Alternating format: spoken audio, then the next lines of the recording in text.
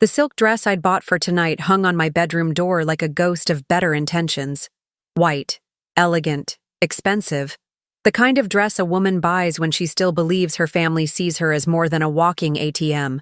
I touched the fabric, remembering the saleswoman's smile when I'd said it was for a special dinner with my children. Special. The word tasted bitter now. My fingers trembled as I reached for my phone, scrolling through the bank alert that had woken me at 3 a.m. Transaction approved, $38,000. The numbers blurred as I read them again, each digit a small knife twisting in my chest. $38,000. Gone. Vanished into the ether of my son Philip's assumptions and his wife's greed. I set the phone down and walked to my kitchen window, watching the Seattle morning unfold in shades of gray. At 62, I'd thought I'd learned to recognize the warning signs of people who saw me as nothing more than a resource to be mined. But Philip was my son, my firstborn, the baby I'd nursed through midnight fevers and teenage heartbreak. How could I have been so blind? The memory of last night's dinner played in my head like a cruel movie. Philip, 34 and still wearing that boyish smile that used to melt my heart, had arrived with Stephanie clinging to his arm like expensive jewelry. They'd chosen the restaurant, some trendy place in Bellevue where a glass of wine cost what I used to spend on groceries for a week when I was raising them alone. "Mom, you look wonderful," Philip had said, kissing my cheek with the practiced affection of someone going through the motions. Stephanie had offered her usual air kisses, her perfectly manicured nails catching the light as she adjusted her designer purse. We'd made small talk about the weather, about Stephanie's yoga classes, about Philip's promotion at the tech company where he worked. I'd listened, smiled, asked the right questions. I'd been the perfect mother, the accommodating widow who knew her place in their busy lives. Then came the moment that should have prepared me for what was coming. "Mom," Philip had said, reaching across the table to squeeze my hand. "Stephanie and I have been talking about taking a trip. You know, to reconnect after everything that's been stressful at work." I'd nodded, thinking they wanted my blessing or perhaps some advice about destinations. I'd traveled extensively with their father before the cancer took him 5 years ago. Richard and I had seen the world together: Europe, Asia, the Caribbean. After his death, I'd stopped traveling. Couldn't bear the thought of those airplane seats and hotel rooms without him beside me. "We were thinking Dubai," Stephanie had added, her voice taking on that breathless quality she used when she wanted something. "There's this amazing resort, the Burj Al Arab, 5 stars, unlimited everything." "That sounds lovely," I'd said, genuinely happy they were prioritizing their marriage. Philip had been working such long hours, and Stephanie had been complaining about feeling neglected. Philip had exchanged a look with his wife, one of those married couple communications that happens without words. "The thing is, Mom, it's pretty expensive. First-class flights, the presidential suite for a week." He'd trailed off, letting the implication hang in the air like expensive perfume. I should have said no then. Should have recognized the setup, the way they'd buttered me up with compliments and attention before moving in for the kill. But I was lonely, and they were my children. And when your son says he needs something, 27 years of motherhood doesn't just switch off. "How much are we talking about?" I'd asked. "Well, with everything included, probably around 40,000, Philip had said, as casually as if he were discussing the weather. "I know it's a lot, but Mom, you've always said family experiences are more important than money sitting in the bank." Had I said that? I couldn't remember, but it sounded like something I might have said during one of my weaker moments, when the loneliness made me philosophical about legacy and love. Stephanie had leaned forward then, her eyes bright with manufactured sincerity. "Susan, you've been so generous over the years. The down payment on our house, the car when Phillips broke down, helping us through that rough patch when he was between jobs. You're like the mother I never had." The mother she never had. The words had wrapped around my heart like a warm blanket, making me forget about the financial reality. I'd already given them so much over the past 3 years, nearly $60,000 in loans that had never been repaid, in emergencies that seemed to happen with suspicious regularity. "I'll think about it," I'd said, which in the language of mothers everywhere meant yes. Philip had grinned, that same smile he'd used as a toddler when he wanted an extra cookie. "Thanks, Mom." I'll send you the details so you can book everything. Your credit is better than ours anyway. They'd left me with the check, of course. $300 for dinner I'd barely touched while they planned their luxury vacation on my dime. I'd driven home in silence, my hands gripping the steering wheel as doubt crept in like fog off Puget Sound. Now, standing in my kitchen with the bank alert glowing accusingly on my phone screen, I knew I'd been played. Again. But this time felt different. This time, the betrayal cut deeper than money. I walked to my laptop and logged into my bank account, my fingers moving with purpose I hadn't felt in years. The transaction history told the story clearly. $38,000 transferred to Philip's account at 11:47 p.m. He hadn't even waited until morning, hadn't called to thank me or confirm the details. He'd simply taken what he'd assumed was his. But here's what Philip didn't know about his mother. I might have been lonely and generous to a fault, but I wasn't stupid. I'd built a successful real estate business from nothing after his father died. I'd negotiated million-dollar deals with men who thought I was just a grieving widow they could manipulate. I knew how to protect myself when I needed to. I opened a new browser tab and logged into my credit card accounts. One by one, I reported the cards as lost. New cards would arrive in 7 to 10 business days. But the current ones, the ones Philip had used for this transaction, would be frozen within the hour. Next, I called the airline directly. The Dubai flights were booked for tomorrow morning, first-class seats that cost more than some people's cars.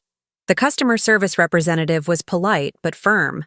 The tickets were non-refundable, but they could be canceled for a partial credit. "I'd like to cancel the reservation," I said, my voice steadier than I felt. "May I ask the reason for the cancellation?" I paused, looking out at the gray Seattle sky.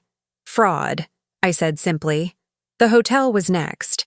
The Burj Al Arab's concierge was less accommodating, explaining their strict cancellation policy. But when I mentioned that the reservation had been made without authorization using stolen credit card information, their tone changed quickly. They agreed to cancel the reservation and issue a full refund, though it would take 3 to 5 business days to process. As I worked through each piece of their elaborate vacation, I felt something I hadn't experienced in years. Power.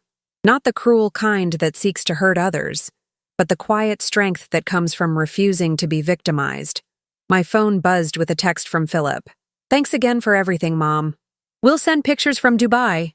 I stared at the message for a long moment, then set the phone aside without responding. Let him enjoy his gratitude while it lasted.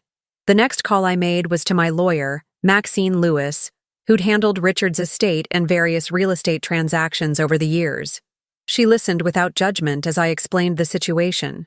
"Susan," she said gently, "I need to ask, did you give explicit permission for this transaction?" I said I'd think about it. "I never authorized him to take the money. Then we have grounds for a formal complaint. Are you sure you want to pursue this? It's your son we're talking about." I looked at the white dress hanging on my door, remembering how hopeful I'd felt buying it, how foolish I'd been to believe this dinner was about spending time together rather than extracting money from me. "He's counting on that," I said. "He's counting on me being too embarrassed or too loving to hold him accountable." "But Maxine, I'm 62 years old, and I'm tired of being treated like a bank that never asks for collateral." "I'll file the paperwork today," she said. "Fair warning, this will likely get ugly before it gets better." "It's already ugly," I replied. "They just think I'm too polite to notice." After I hung up, I sat in my living room surrounded by photos of Philip and his sister Brenda at various ages. Birthday parties, graduations, Christmas mornings. In every picture, I was there. The constant presence, the reliable foundation they'd built their lives on. But in how many recent photos was I included? When was the last time either of them had called just to talk, without needing something? My phone rang. Philip's name appeared on the screen, and for a moment, my heart clenched with the old instinct to answer, to smooth things over, to be the accommodating mother I'd trained myself to be. Instead, I watched it ring until it went to voicemail. Then I did something I hadn't done in 5 years. I opened my laptop and began searching for travel deals to Dubai. If someone was going to enjoy that paradise, it might as well be me. The sound of pounding on my front door at 7 in the morning would have terrified me a week ago. Today, it felt like music. I took my time walking from the kitchen where I'd been enjoying my first peaceful cup of coffee in months, savoring each desperate thump against the oak door Richard had installed when we bought this house 30 years ago. Through the peephole, I could see Philip's face contorted with panic and rage. Stephanie stood behind him, still in yesterday's clothes, mascara smeared beneath her eyes like war paint. They looked exactly like what they were. Two people who'd just discovered their free ride had been canceled. I opened the door, but kept the chain lock engaged, creating just enough space to see them clearly while maintaining my boundary. "Mom, what the hell did you do?" Philip's voice cracked with the same indignation he'd shown as a teenager when I'd taken away his video games for breaking curfew. The difference was that he was 34 now, and the games cost $38,000. "Good morning to you too, sweetheart." I kept my voice level, almost cheerful. "You're up early for someone who should be on a plane to Dubai right about now." Stephanie pushed forward, her usual polished facade completely gone. "Susan, please, you have to fix this. The airline says our tickets were canceled, the hotel says there's no reservation, and Philip's credit card was declined when we tried to book a new flight." "That's terrible," I said with the same tone I might use to discuss a disappointing weather forecast. "Did you try calling your bank?" Philip's face flushed red. "Don't play dumb, Mom. We know you did something. The bank showed the transfer going through last night, and now suddenly everything's frozen?" I studied my son's face, looking for any sign of remorse, any acknowledgement that perhaps taking $38,000 without explicit permission might have been wrong. Instead, I saw only entitlement and fury that his plans had been disrupted. "The transfer went through," I confirmed, and then I reported it as fraud. Because that's what it was, Philip. Fraud. The word hung in the air between us like a slap. Stephanie gasped, actually pressed her hand to her chest in a gesture so theatrical I almost laughed. "Fraud?" Philip's voice climbed higher. "Mom, you said we could go on the trip." "I said I'd think about it. Thinking about something and authorizing you to steal from my bank account are two very different things. We didn't steal. You took $38,000 from my account without my explicit permission. In most states, including Washington, that's called theft. And since it was over $2,500, it's a felony."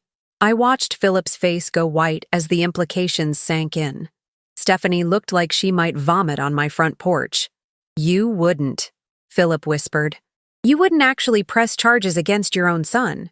The old Susan would have melted at the pain in his voice. The old Susan would have opened the door, pulled him into a hug, and figured out how to make this right for everyone.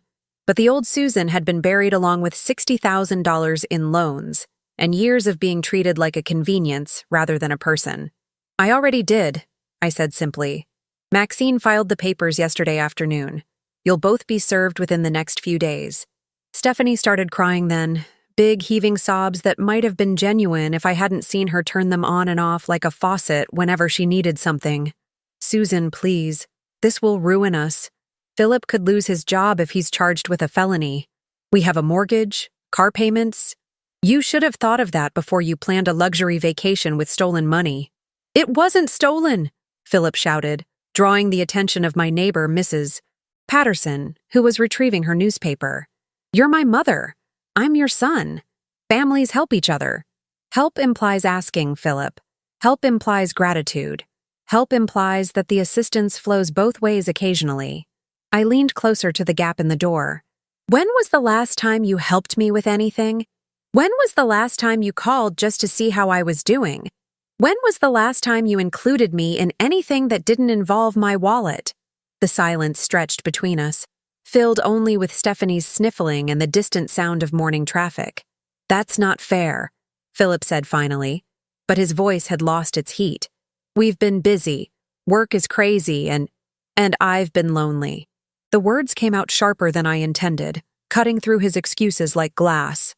"Your father died 5 years ago, and I've been rattling around in this house ever since, wondering why my children only remember I exist when they need money." Something flickered across Philip's face.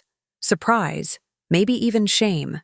For a moment I thought we might actually have a real conversation. Then Stephanie grabbed his arm. "Philip, we need to fix this now. Can't you see she's just being emotional? She's probably going through menopause or something. Old women get crazy ideas." I closed the door, not slammed it, not yanked it shut in anger. I simply closed it with the quiet finality of someone who'd heard quite enough. Through the oak, I could hear Stephanie's voice rising in panic. Philip trying to shush her, both of them arguing about what to do next. I walked back to my kitchen and refilled my coffee cup, my hands steady despite the adrenaline coursing through my veins. On my laptop screen, the Dubai travel website still glowed with possibilities. 7 days at the Burj Al Arab, the same suite Philip and Stephanie had planned to enjoy. The same amenities, the same luxury, the same paradise.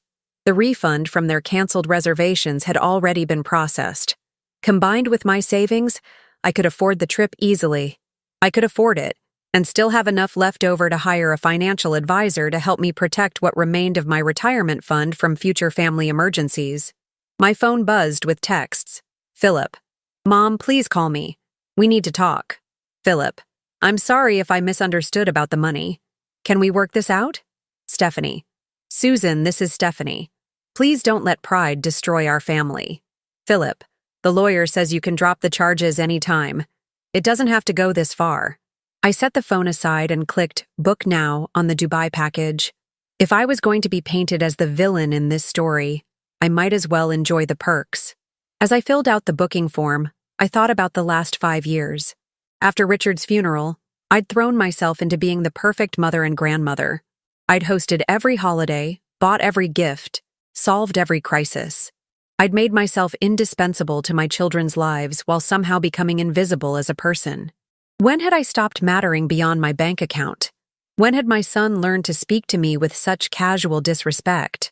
When had I taught him that my boundaries were suggestions rather than rules? The booking confirmation appeared on my screen. 7 days in Dubai, departing tomorrow morning. First-class ticket, presidential suite, all the luxury my son had assumed he deserved.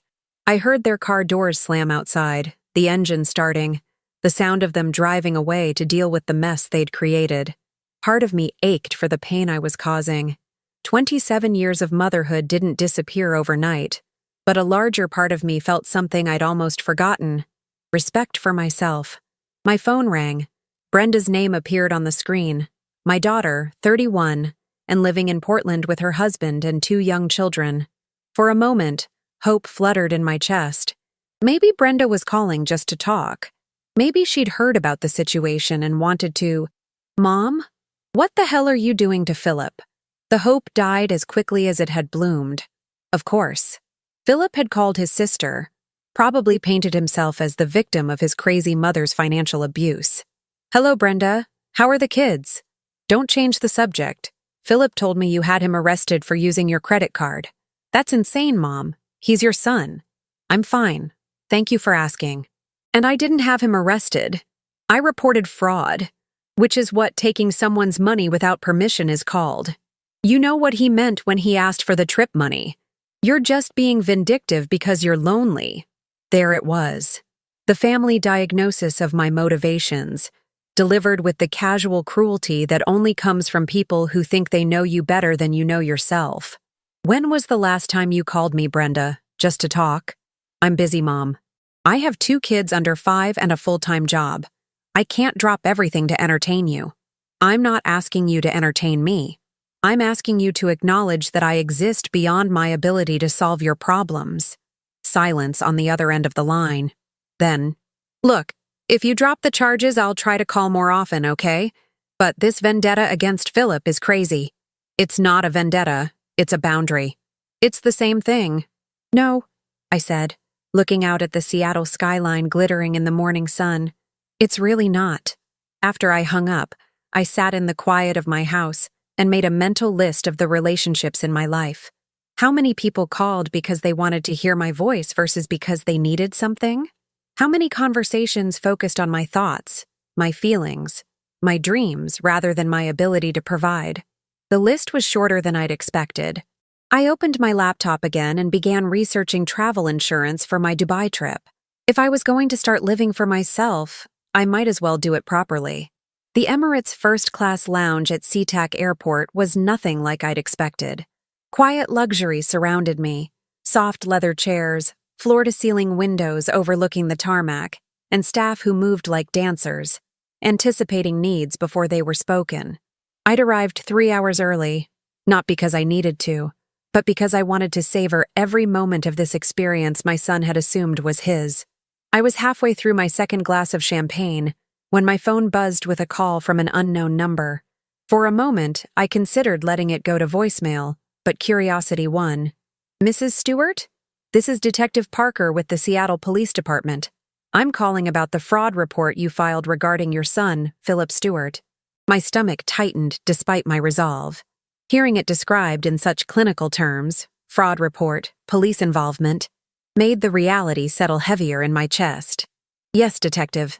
How can I help you?" "Well, we've reviewed the case, and I wanted to let you know that Mr. Stewart and his wife have requested a meeting. They claim there was a misunderstanding, that you gave verbal permission for the transaction." I took a slow sip of champagne, watching a plane taxi toward the runway. In 6 hours, I'd be on a similar aircraft, flying toward a life I'd never dared imagine for myself. "There was no misunderstanding, Detective. I explicitly told them I would think about their request. I never authorized them to take the money." "I understand, ma'am. The thing is, family financial disputes can be complicated. Sometimes it comes down to he said, she said situations that are difficult to prosecute." I could hear the subtext in his voice. "Drop it. Save everyone the trouble. Keep the family peace." It was the same message I'd been receiving from everyone, that my feelings, my boundaries, my financial security were less important than avoiding uncomfortable conversations.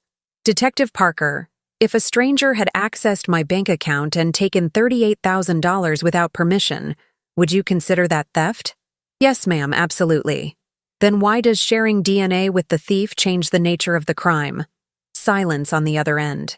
"Then, it doesn't, legally speaking. I just wanted to make sure you understand the potential consequences for your son if we proceed." "I understand perfectly, and I want to proceed." After I hung up, I felt a presence beside my chair. A woman about my age, elegantly dressed in a cream silk blouse and perfectly tailored pants, had taken the seat next to mine. "I couldn't help but overhear," she said with a slight accent I couldn't place. "Family can be the most difficult part of standing up for yourself." I studied her face, kind eyes, silver hair styled in a chic bob, an expression that suggested she'd been where I was now. "I'm sorry. I didn't mean to eavesdrop on your call," she continued. "I'm Elena Vasquez. I'm waiting for the same flight to Dubai. Susan Stewart. And it's all right. It's not exactly a private conversation anymore. Half of Seattle seems to have an opinion about what I should do." Elena smiled. "May I ask what you're doing in Dubai? Business or pleasure?" "Revenge," I said, surprising myself with the honesty. "My son stole money from me to pay for a luxury vacation. I canceled their trip and booked it for myself. I expected judgment, maybe shock.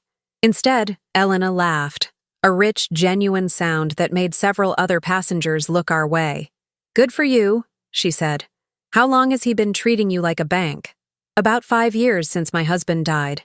Though I'm starting to think it began earlier and I was just too busy enabling it to notice." Elena nodded knowingly. "I have 3 children. 2 of them see me as a person. 1 sees me as a retirement fund. Guess which one calls most often?" We talked for the next 2 hours, sharing stories that were both heartbreaking and liberating. Elena had been a successful architect before retiring, had traveled the world with her late husband, and was now learning to navigate relationships with adult children who had very different ideas about what she owed them. "The hardest part," she said as our flight was called, "is that everyone expects you to forgive and forget because family is family, but they never expect the family to earn that forgiveness." On the plane, Elena was seated 2 rows behind me, but we'd exchanged information and made plans to meet for dinner at the hotel. For the first time in years, I was looking forward to a conversation that wasn't about what someone needed from me. As the plane lifted off, I watched Seattle disappear beneath the clouds and felt something I hadn't experienced since Richard's death: possibility. Not just for this trip, but for the life that might come after. I was somewhere over the Atlantic when my phone chimed with a notification that Wi-Fi was available. Against my better judgment, I connected and immediately regretted it. 17 text messages waited for me. Philip, Mom, the police called. This is getting out of hand. Brenda, I can't believe you're actually going through with this. Do you want to destroy our family? Stephanie, Susan, I'm pregnant. We found out yesterday. Please don't do this to the father of your grandchild. That last message hit me like a physical blow. Pregnant. If it was true, and with Stephanie, that was always a question. It changed nothing legally but everything emotionally. My potential grandchild, growing inside a woman who'd just called me crazy and menopausal. I stared at the message for a long time, feeling the old familiar tug of obligation. The expectation that grandmother trumped everything else, that potential children meant automatic forgiveness for their parents' crimes. But then I thought about the timing. How convenient that this pregnancy revelation came just as the consequences of their actions were becoming real. How perfectly it was designed to make me feel guilty for protecting myself. I typed and deleted a dozen responses before settling on, if that's true, congratulations. It doesn't change what you did. The responses came quickly. Philip, how can you be so cold? This is your grandchild we're talking about. Brenda, Mom, you're being cruel. Stephanie is scared and stressed because of what you're doing. Stephanie, I can't believe you care more about money than family. I turned off the phone. The flight attendant appeared beside my seat, a young woman with kind eyes and a gentle smile. Is everything all right, Mrs. Stewart? You look upset. Family drama, I said, gesturing at the dark phone screen. They're trying to make me feel guilty for setting boundaries. She nodded sympathetically. I see a lot of that in first class. People running away from situations they can't fix by staying. Sometimes the kindest thing you can do for everyone is to stop enabling their bad behavior. Even when it's your children? Especially when it's your children. I spent the rest of the flight thinking about that conversation, about the difference between helping and enabling, about the way love without boundaries becomes a form of harm, about how my children had learned to use my maternal instincts against me. When we landed in Dubai, the heat hit me like opening an oven door. But stepping into the Burj Al Arab lobby, I felt a different kind of warmth, the satisfaction of claiming something beautiful for myself. The suite was everything Philip and Stephanie had described and more. Floor-to-ceiling windows overlooking the Persian Gulf, marble bathrooms with gold fixtures, a private butler who appeared within minutes of my arrival with champagne and dates. I stood on the balcony, looking out at the impossible blue of the water, and called my lawyer.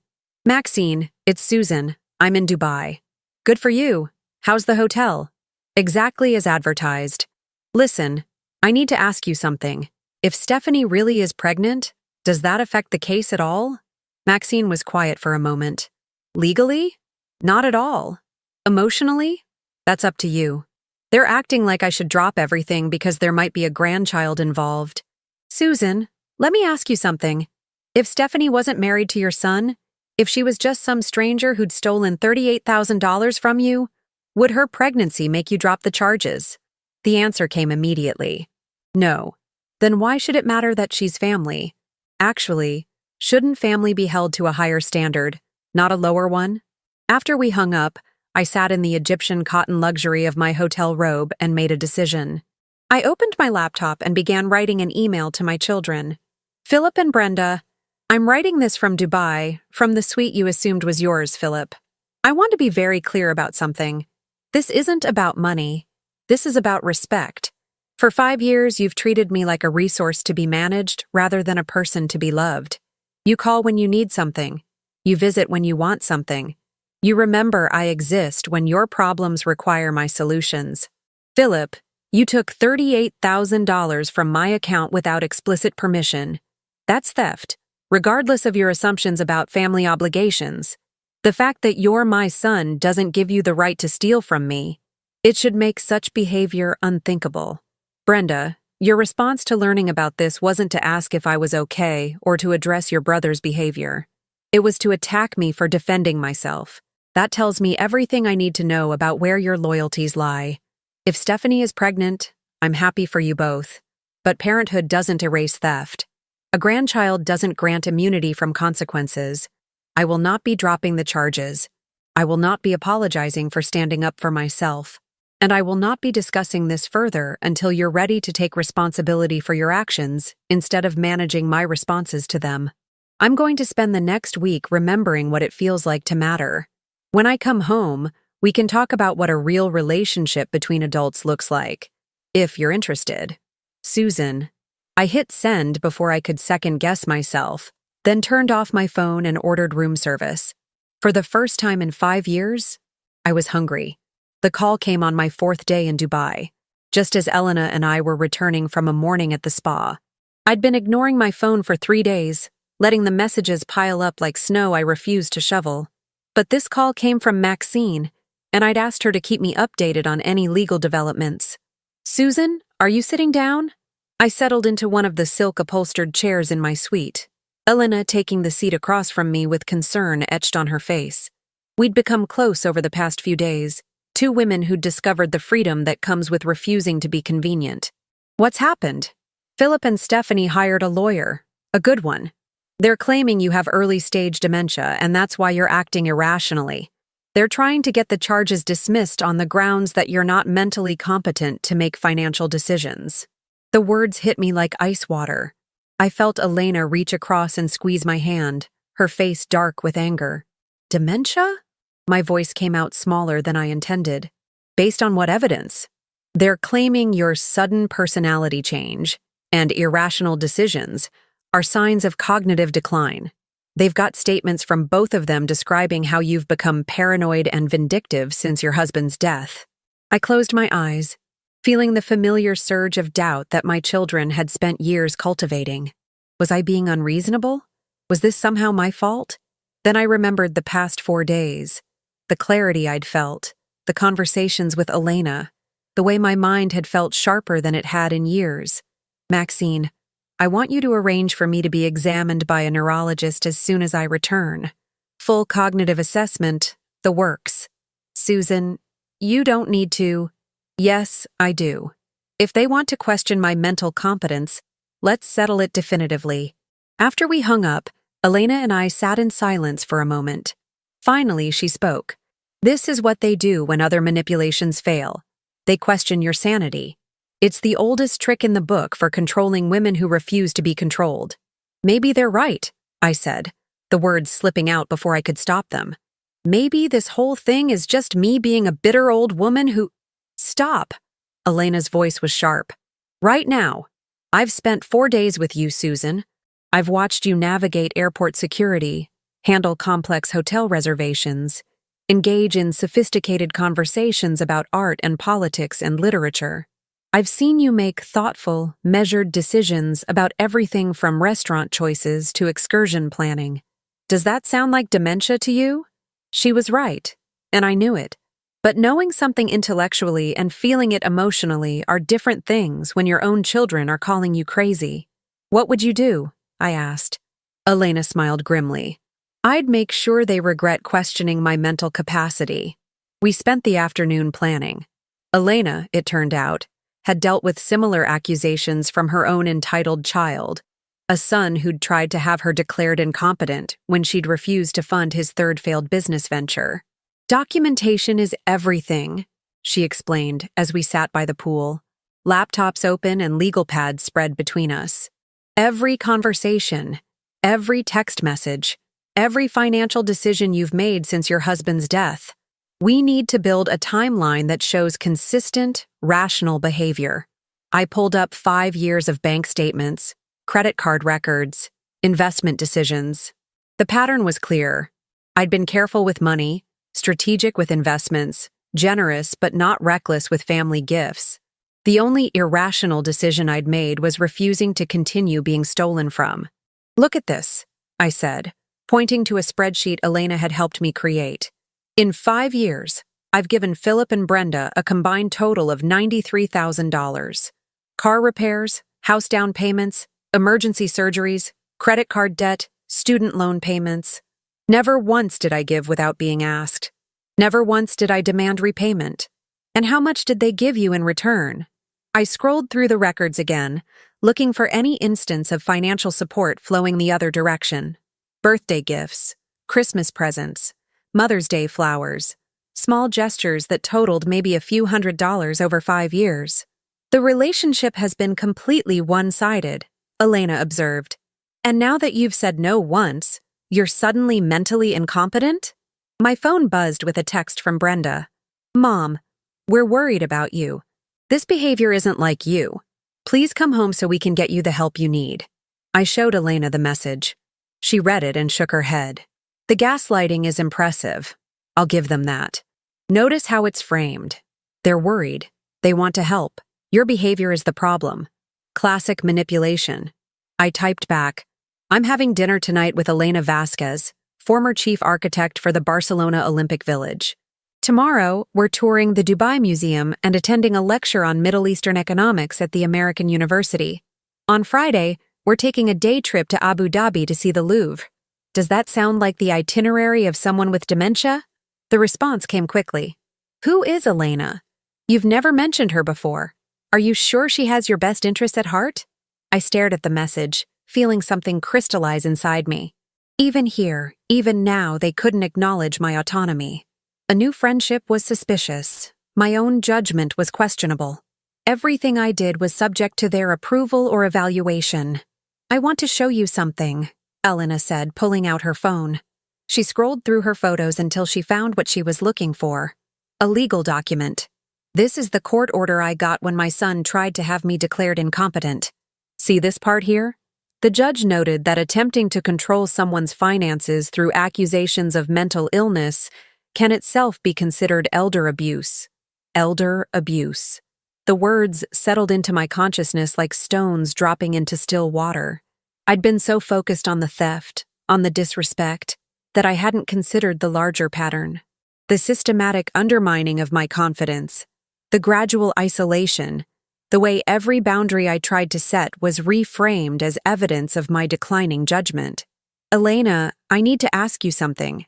How did you find the strength to fight back? Weren't you afraid of losing your relationship with your son? She considered the question carefully. I realized I'd already lost the relationship. What I was fighting for wasn't really my son. It was the ghost of who he used to be, or who I'd hoped he could become. The real relationship had been dead for years. I'd just been too afraid to admit it. That evening, we had dinner at the hotel's rooftop restaurant, the lights of Dubai spread out below us like fallen stars. I felt more like myself than I had in years, not the anxious mother constantly worried about keeping the peace, not the lonely widow desperate for any scraps of attention from her children, but Susan. Just Susan. I've been thinking about what you said, I told Elena over dessert, about already having lost the relationship. You're right. I've been mourning something that was never really there. What do you mean? I keep thinking about the last 5 years, trying to remember moments when my children seemed genuinely happy to see me, not relieved because I was solving a problem, not grateful because I was providing money, but just happy. I can't think of any. Elena nodded sadly. That's the hardest realization, that you've been loving people who only loved what you could do for them. My phone rang. Philip's name on the screen. After 4 days of silence, I almost didn't answer. But something made me pick up. Mom, thank God. We've been so worried. Brenda told me you're with some stranger who's probably trying to take advantage of you. Her name is Elena, and she's a successful retired architect with her own money. She doesn't need anything from me except friendship. Mom, you're not thinking clearly. This whole trip, the legal thing, it's not you. You've changed since Dad died, and I think you need help. I looked across the table at Elena, who could hear Philip's voice through the phone. She gave me an encouraging nod. Philip, I want you to listen very carefully. I am going to ask you 3 questions, and I want honest answers. Mom, 3 questions. First, in the past year, how many times have you called me just to talk without needing anything? Silence. Second, when was the last time you invited me to your house for dinner? Not because it was a holiday or because you needed something, but just because you wanted my company. More silence. Third, can you name one thing about my life, my interests, my dreams, my daily routine? That doesn't involve how I can help you? The silence stretched so long I thought he'd hung up. Finally, that's not fair, Mom. We've been busy, and you know we love you. Do I? because love isn't a feeling, Philip. It's a behavior. And your behavior toward me has been indistinguishable from that of someone who sees me as a resource rather than a person. You're twisting everything around. You're making us sound like monsters when all we've ever done is treat you like family. No, I said, my voice steady and clear. You've treated me like a bank. There's a difference. After I hung up, Elena and I sat in comfortable silence, watching the city lights twinkle below us. How do you feel? She asked finally. I considered the question. How did I feel? Not guilty, for the first time in years. Not anxious about keeping the peace. Not responsible for managing everyone else's emotions. Free, I said. I feel free. The next morning, I received an email from Maxine. The neurological evaluation was scheduled for the day after my return. I also had a court date set for 2 weeks later. I was ready for both. Doctor. Brenda Kim's office smelled like vanilla and fresh coffee, designed to put patients at ease. I'd chosen her specifically because she was Korean American like me, hoping she'd understand the cultural complexities of family obligation and filial duty that made this situation so painful. But as she reviewed my test results, her expression remained professionally neutral. Mrs. Stewart, I'm going to be direct with you. Your cognitive function tests are in the 97th percentile for your age group. Your memory, reasoning, and executive function scores are what I'd expect from someone 20 years younger. I felt Elena squeeze my hand. She'd flown back to Seattle with me, extending her own trip to provide moral support. In the week since we'd returned, she'd become the friend I hadn't realized I'd been missing for years. Furthermore, Dr. Kim continued, the financial records you provided show a pattern of careful, strategic decision-making over the past 5 years. The timeline of your actions regarding your son's theft demonstrates clear cause and effect reasoning and appropriate boundary setting. She leaned forward, her voice taking on a sharper edge. Mrs. Stewart, in my professional opinion, anyone suggesting you have dementia based on your recent behavior is either grossly misinformed or deliberately manipulative. What you're experiencing isn't cognitive decline, it's clarity. 2 hours later, Maxine and I sat in the courthouse lobby waiting for the hearing. Through the tall windows, I could see Philip and Stephanie approaching with their lawyer, a sharp-faced woman in an expensive suit who looked like she specialized in making victims feel small. Remember, Maxine said quietly, this isn't about proving they're bad people. It's about establishing that theft is theft, regardless of family relationships. I nodded, smoothing down the white dress I'd finally worn, the one I'd bought for that last dinner that felt like a lifetime ago. Today, it felt like armor. The hearing was smaller than I'd expected, more like a conference room than a courtroom. Judge Cooper, a woman about my age with kind but sharp eyes, reviewed the case file while we all took our seats. Philip looked terrible. He'd lost weight, and there were dark circles under his eyes. Stephanie sat beside him, one hand protectively over her still flat stomach, the pregnancy she was using as a shield. For a moment, my heart clenched with the old maternal instinct to comfort him. Then I remembered the $38,000, the casual dismissal of my feelings, the attempt to have me declared mentally incompetent for refusing to be stolen from. This case, Judge Cooper began, involves a family financial dispute that has escalated to criminal charges. The defendants claim the transaction was authorized verbally. The plaintiff maintains it was theft. I've reviewed the evidence, including bank records, phone logs, and the recent neurological evaluation. She looked directly at Philip and Stephanie. I'm particularly troubled by the defense's claims regarding Mrs. Stewart's mental competence. Dr. Kim's evaluation shows cognitive function in the 97th percentile. Attempting to undermine an alleged victim's credibility through false medical claims is a serious matter. Their lawyer started to object, but Judge Cooper held up a hand. I'm not finished. The evidence shows a clear pattern. Mr. Stewart accessed his mother's account without explicit authorization, regardless of any verbal discussions about thinking about it. The amount, $38,000, constitutes grand theft in this state. My heart hammered as she continued. However, given the family relationship and the fact that this appears to be a first offense, I'm offering a plea agreement. Mr. Stewart and Mrs. Stewart Morrison will plead guilty to theft in the third degree, perform 200 hours of community service each, and pay full restitution plus court costs. They will also attend financial counseling sessions focused on boundaries and family relationships. Community service? Stephanie's voice cracked. Your Honor, I'm pregnant. I can't. The pregnancy doesn't exempt you from consequences for your actions, Mrs. Stewart Morrison. Community service can be arranged to accommodate your condition. You'll be working with elderly patients at Sunset Manor Nursing Home, cleaning, organizing, whatever's needed. Perhaps spending time with people who've been abandoned by their families will provide some perspective. I watched Stephanie's face crumble as the reality hit her. 200 hours of actual work, cleaning up after people society had discarded. It was more fitting than anything I could have imagined. Philip leaned forward. Your Honor, my mother is destroying our family over money. This punishment seems— Mr. Stewart, Judge Cooper interrupted, her voice ice cold.